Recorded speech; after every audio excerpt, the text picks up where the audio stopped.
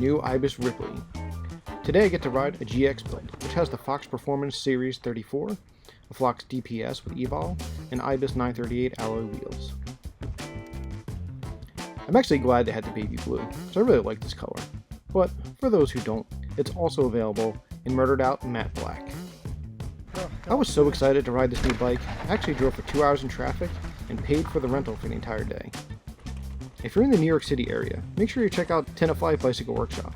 It's only 15 minutes away from the George Washington Bridge.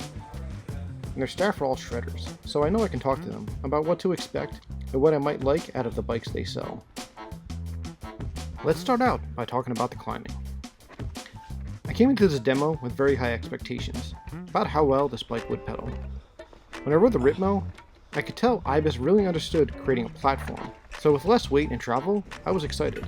The Ripley really nails the pedaling platform and mid-stroke support, using the newest VPP version 5. And the bike transfers power into acceleration, while still rolling over trail chatter very smoothly. For comparison, I've been riding a 5010 for 3 years, and currently am riding a Transition Scout. A 5010 always felt best when using the trail setting on the shock. While the Scout is not a VPP design, but a version of Horselink called Giddy Up, the difference there is very noticeable. Pedaling is not the focus of that bike. I took this loop right off the parking lot, which has a little bit of everything: chunky drop-in, punchy climbs, and some small jumps.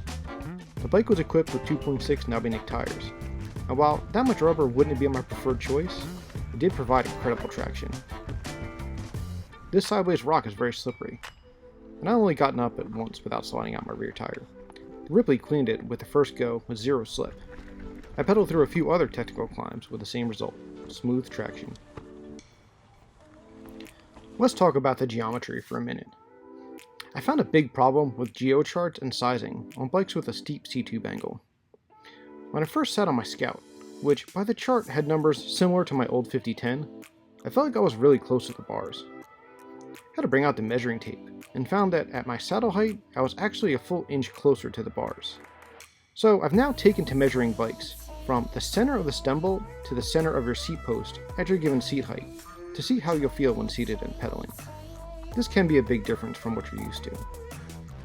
Now this Ripley and my Scout share the same 450mm reach in size medium, which is actually 25mm longer than my old 5010.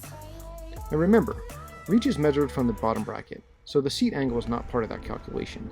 So that extension paired with a reduced offset fork provides tons of front grip. I did feel that these bikes respond really well to shifting your weight forward and pushing your front tire into turns a bit more. The Ripley has a less slack front end, 66.5 degrees versus 65 in the Scout. So this means it was actually about half an inch longer from the seat to the stem cap, and it felt pretty good. I would likely run the seat all the way back if this was my own bike. Now this forward position feels really good when you're going up steep pitches, but it feels less efficient when you start pedaling on flat terrain. Now the Ripley with 29-inch wheels and a 66.5 degree head tube angle actually made the bike feel a little bit longer, even though it measures a little bit shorter than the Scout. I didn't feel at all hesitant to point it down some steep rocky tech. Now they made the bottom bracket 5mm higher than the previous Ripley, in case you want to run a shorter 120mm fork and not be plagued with pedal strikes. I personally would probably extend the fork to 140, because why not? Everything but the tightest switchbacks felt really nimble on this bike.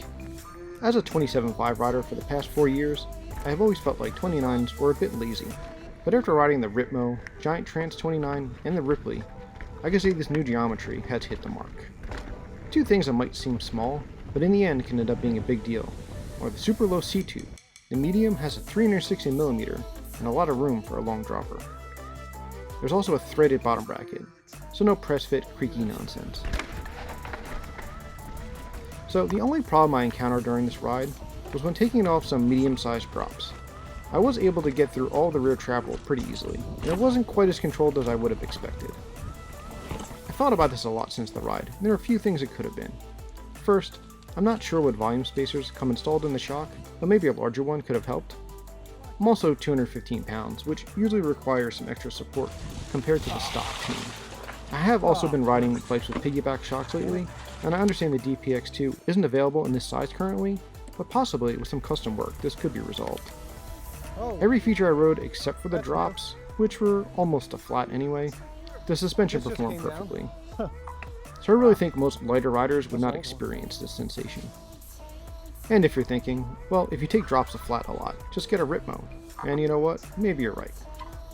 I've got a few more bikes to try before I decide if I'm jumping on the wagon wheel train or not. There's so many cool bikes out there, it's really hard to make that decision. I will have a very thorough review of the Scout coming out soon. I've got almost 100 miles on that bike so far, and it also has its quirks. But I can tell you, descending sure is definitely not one of its weak points. If you're in the New York City area, make sure you check out Tenafly Bicycle Workshop. It's only 15 minutes away from the George Washington Bridge. And I just wanted to thank them again for having some awesome demo bikes available.